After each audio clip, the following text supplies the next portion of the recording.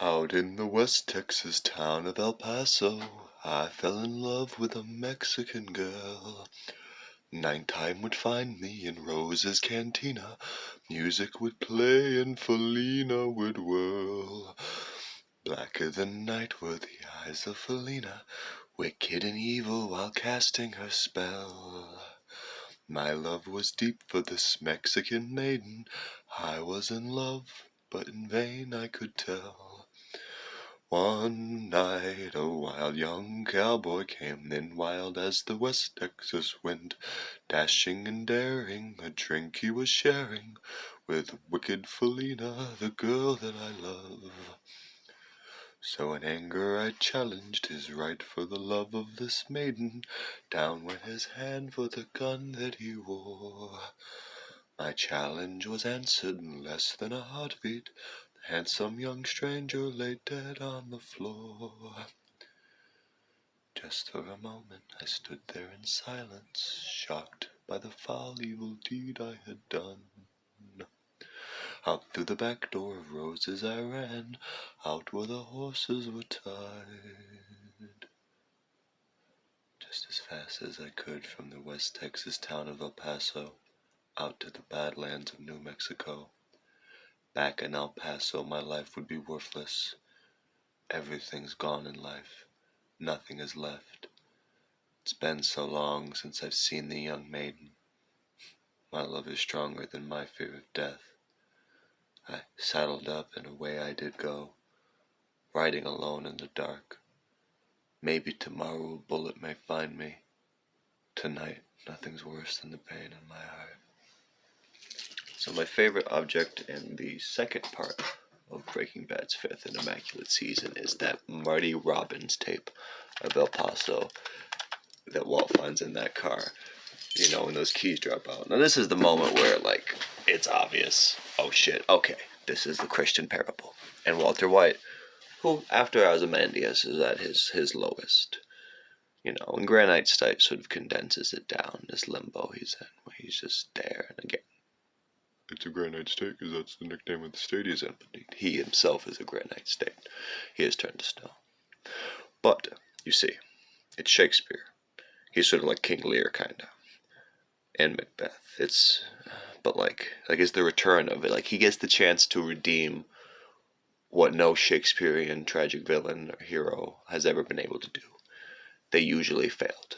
And again, Breaking Bad is subverting the 5-act structure, and yet it's the action of the fallen, but not falling action. No, it's rising, transcending toward oblivion, but also toward redemption. There's some anime shit going on here. This is like Neon Genesis Evangelion. There's some Lane shit going on here. Breaking Bad's, again, a brilliant show.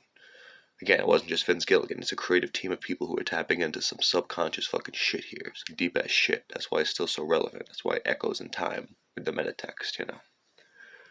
So yeah, anyway, Walt White prays to God. Do you remember that? The beginning of Felina, the last episode, named loosely by Felina, who's in the song, but it's spelled differently.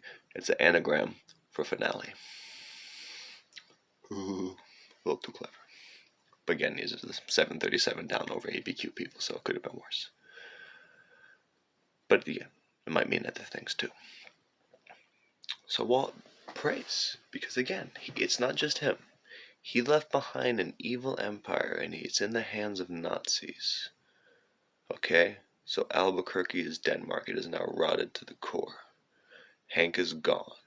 Fortinbras has been slain. There's nothing but Lydia and Jack and Todd and those fucks. You see those? Remember the last episode is brilliant. Okay? You can argue and say that other shows are better than Breaking Bad. You'd be wrong. But you could argue. But you cannot say that Breaking Bad has the greatest. Most shows, they've always screwed the pooch. Sopranos, Shield had a good one, but again, people fell off from the Shield after a while. Game of Thrones, Dexter, every show has always fucking failed at the landing. Breaking Bad stuck the landing better than any show ever had. That last episode is a masterpiece of even just basic, just general cinema. It is brilliant, and it is not what you expect. Like, you're expecting a lot of things, but you're not expecting a happy ending. That's the fucking... Vince Gilligan is a moral man. right? No, it's not just Walt and Jesse. It's the audience. It's him as a writer. It's them as a staff. It's them as creators. What do you think? You should have saw how bleak they got. What do you think? They're not gonna fucking know. It's redemption. It's a redemption arc, and it came this close to not happening. Though that's the thing. That's the brilliant thing about it.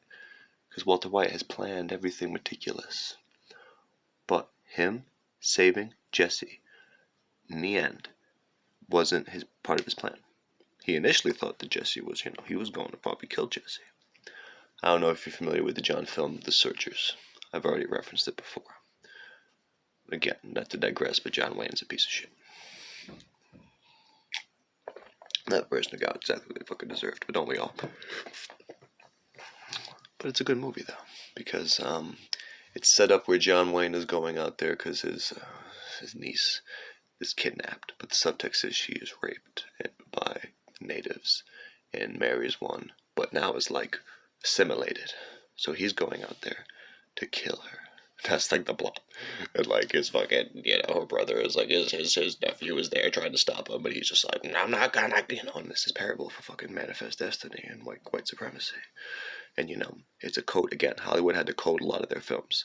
So it's actually speaking on to a lot of current issues at that time about like interracial marriages and miscegenation that was still going on, black and white, But then John Wayne, he gets near the end, long story short. He's going there to kill his niece. But then, like, he lifts her up in a way that evokes an earlier shot when he lifted her up when she was younger, and he sees not just her innocence that had been lost, but in the reflection of her eyes, his own, And he decides to save her. And he himself, she is saved. She is given a chance. He, of course, is that silhouette in the doorframe. Nowhere to go. So that's what happens in the end of Breaking Bad. He sees Jesse, he sees his son, and he decides, no, I'm not just gonna, I have to take out these Nazis because I have to uproot the cancer that I fucking helped spread. And, make sure my family doesn't get fucking killed. And they get their money, At that point, see again, that point it's not about his name. He's finally listening to Gus's words, and it's not about his name. He's going there in a way where he'll finally get caught and have to own up to it at least. But he sacrifices himself and his life to make the mission happen, and then by pure accident he saves Jesse. And again, I know this because me and my father had this time. I understand fathers and sons in this weird Oedipal struggle, and that ultimately you just have to love each other in their vulnerabilities, even if you've become monsters, even if you've lied. My father lied to me for 33 years about his abuse. That was his demon. And Walter White was the manifestation. That's, again, that's why there's all this stuff about recovery. Like, the Breaking Bad's a lot deeper than you think. It's not just this, boom, boom. It is that, too. That's why it's the greatest show ever made. But then Jesse's like, no, he sees it. He knows where it's going. And then Jesse gets a chance. And fuck El Camino. We're not going to talk about that. That wasn't good. That ruined the mythos a little bit. But he leaves, he escapes, and they don't talk with all the words. And again, that's why the ricin, the Chekhov's ricin, which they were gonna use with Tuco back in the day, and that fucking was the bone of contention with Brock. And he finally is used to kill Lydia, not just the real evil, but the one who could have caught Jesse, the one who could have caught up to one, the only who would have found out. And Walt needs Jesse to hear that. So that he knows, hey Jesse, hey my boy, you're absolved of my sins. Go baby blue, go. Alright? Like, Walt's not fucking sucking his own dick just because of the machinery. Replay that last scene in your mind's eye, or just rewatch it. Jesse was enslaved there and chained there. That's Jesse's meth lab, keep in mind. Jesse had complete ownership of it. So in many ways, that's his work. And then Walt sees that, and then that's when the baby blue, the lyrics, he is about Jesse, and he realizes, maybe he lost his real family, and his real family will always hate him, and Walt Jr. will always be like, bitch. But Jesse, he saved Jesse. He redeemed himself. He didn't say it, but he said, I'm sorry. And when the camera pans up, the very shape, think in your mind's eye, and maybe they don't sell it that well, It's the shape of the RV. It's the square shape. Like, imagine it's a Wes Anderson film. It's the RV. That's why Walt's so happy. Not because his empire. His empire is fucking in ruin, and he knows that. It was never about that. It was about his name, his family, his son. You know. That's why he watched as Jesse strangles Todd to death, the evil son. And Walt watched, and that's why he shoots Jack right in the face, because Jack's doing that bullshit that Walt's gonna do, and that's not about that bullshit anymore. It's not about the money. It's about, you kill my fucking brother-in-law, you kill my family. I let you do that. I sent you. No, I casted the name. I said the name, devil. Boom.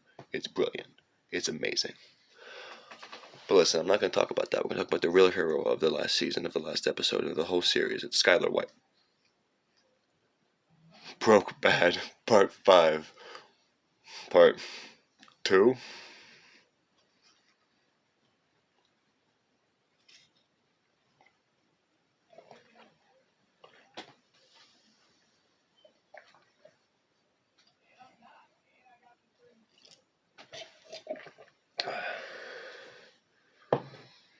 Start all over. Meta. So yeah, Skyler White is the hero of the entire series. She always has been, she always will be. And it's brilliant. And Vince almost did too good of a job, because most of the viewers still hate her. But most of the viewers, again, have no idea. So, fuck them. Skyler White is always the hero. She is always the victim. And she's specifically set up in the beginning as a shrew. You know, that hand job scene. It's very degrading. It's supposed to be debasing. Her with these tchotchkes. Again, it's Rip Van Winkle. But Skyler is constantly rising up to and stepping up to and confronting the evil around her, you know. The Beneke thing, yeah, she makes mistakes with that. But she owns up to it. You remember the scene when she's in the hospital and she sees Ted? And, you know, she gets him the money. You know, she always makes up for it. And Walter, even in her family, and she's the only one, again, who stays true. She never calls the police. She never sells out. Yeah, she talks to that lawyer for a bit, but she's always pulls back and says no. And you think it's Stockholm Syndrome and enabling, but then you realize as the show progresses that she is the true hero. She's the best at everything. She's the smartest person in the room. She's a better liar than Walt. Remember when she spins that lie about Hank and everything? And then she's like, I learned it from you. She's better. She's better because she's more true and she's moral. She's the hero of the entire story. The woman that most of the fans hated and called the bitch. She's the only one who stands up to Lydia directly. Everyone else either lies to her, caters to her, you know, Todd wants to fuck her. When Skyler sees Lydia there trying to make her son, make Walt relapse more or less, you see? You see what that was? It was like a dope boy. And when she sees him at the car lot, she doesn't just, no, she goes and she says, I don't want to see you here again. Stay away. To the devil herself, Skyler, the hero, the hero of the entire story, the only one. He was victimized again and again. Remember when she went into that pool and she's Ophelia? But Ophelia didn't drown to death. Ophelia came back to keep talking shit to Hamlet. You remember that scene? It's episode 51, which is the 51st episode, and actually it's so meta. Every minute away from you, I will consider a victory. What's the plan, Skyler? I don't know. I don't have your magic. Okay? You know, I can't stop you from, in the subtext says, you know, you're raping me more or less. I can't stop. And she's the hero. She's the hero. She stands up to Walt at the end with the knife. At the point of no return. And they have a knife fight. She's willing to go to, she's the hero of the entire series is Skyler White. Not Heisenberg, no one. Not everyone else was corrupted except for her. The worst thing she did was when she's in that bed, and again, it's a Lady Macbeth thing, and this is in, I believe, Rabid Dog, and she pretty much says, hey, we gotta kill Jesse. That's it. But at that point, yeah, the way Jesse was acting, they kinda did. Something had to be put into something, you know. But aside from that, she's flawless, she's faultless, she's pure, she's white. Skyler, the hero of Breaking Bad. I don't know, I got more to say in the next part, but yeah. Surprise.